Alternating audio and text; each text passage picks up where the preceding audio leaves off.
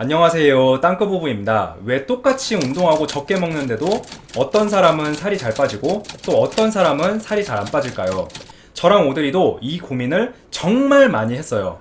둘 다 무작정 부딪히고 보는 성격이다 보니까 처음엔 시행착오도 많이 했는데, 처음에는 우리가 운동을 잘못하고 있나? 아니면 식단이 잘못됐나? 이랬는데 사실은 또 그게 아니었어요.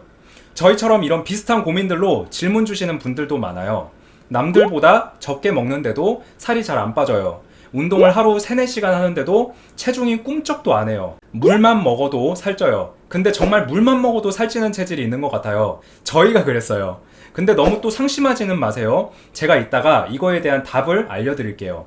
사실 살 빠지는 거는 장작불에 비유할 수가 있는데, 단순히 살을 뺀다고 무작정 적게만 이렇게 먹는 거는 장작불에 땔감을 안 넣어주는 거랑 같아요. 그럼 이 장작불이 꺼져버리겠죠? 이 장작불은 오늘 제가 말씀드릴 기초대사량이라는 거예요. 기초대사량은 우리가 사용하는 에너지의 60-70%나 차지하기 때문에 어찌 보면은 운동이나 식단만큼이나 이 기초대사량도 정말 중요한 거예요. 그래서 이 기초대사량이 낮으면 물만 먹어도 살찌고 심지어 숨만 쉬어도 살찐다라는 말이 나올 수도 있는 거예요. 그럼 이 기초대사량을 높여서 살이 잘 빠지는 체질이 되는 방법을 오늘 저랑 함께 알아봅시다. 사실 우리 몸은 이미 24시간 동안 자면서도 체지방을 태우고 있어요.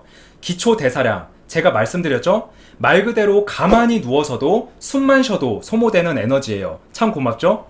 이 기초대사량은 심장이나 뇌, 소화기관 등의 장기들과 근육들의 활동에 의해 소비되는 에너지를 말하는데, 보통 살 뺀다고 갑자기 음식을 안 먹으면 음식 섭취와 소화를 위해 사용되는 장기들의 대사량과 더불어 근육량까지 빠져버리기 때문에 이 기초대사량이 급격하게 내려가는 거예요.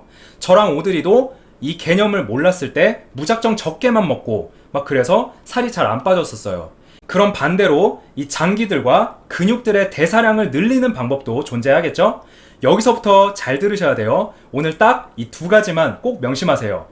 단백질과 물. 이 단백질은 그 자체로 탄수화물이나 지방보다 소화할 때 훨씬 더 많은 에너지를 소비하고, 그래서 음식을 먹고 발생하는 식이성 열 발생도 가장 높은 편이에요. 그리고 이 단백질은 그 자체로 다이어트 때 근육 손실을 최대한 줄여줄 수 있고, 동시에 근육량도 늘려줄 수 있어요.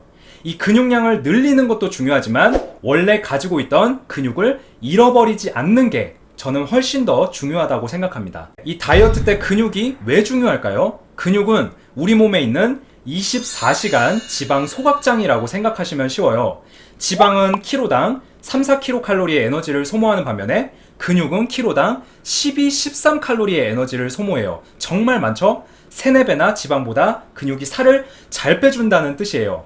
그래서 만약 다이어트를 하신다면 단백질의 비중을 평소보다 늘려주시는 게 중요해요. 얼마나 드셔야 되냐면은 체중 1kg당 하루 0.8에서 1.2g 정도가 권장되는데, 이게 50kg이신 분들을 기준으로 하루 4-50g, 즉 소고기나 돼지고기로는 하루 200g 정도, 계란은 노른자 포함까지 7개 정도가 필요해요. 중요한 건 이 단백질은 너무 많이 드시면 또 안 돼요. 오히려 몸에 독이 쌓이니까 권장량 이상으로 드시지 마세요. 이거 꼭 기억하시고요. 단백질 다음으로 또 중요한 건 물이에요. 물만 마셔도 살찐다는 말이 있는데, 저는 오늘 반대로 여러분들께 물만 마셔도 살이 빠진다 라고 말씀을 드리고 싶어요.